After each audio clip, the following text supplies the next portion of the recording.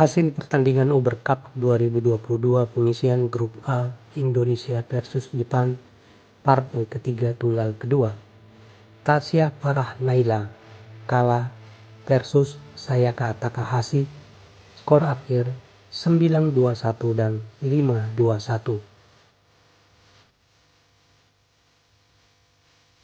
Dengan hasil ini Indonesia untuk sementara tertinggal 1-2 atas Jepang. Selanjutnya pada partai keempat memainkan ganda kedua, pasangan Lani Triamayasari Jessica Putri Nyantoro versus pasangan Yuki Fukushima Mayu Matsumoto.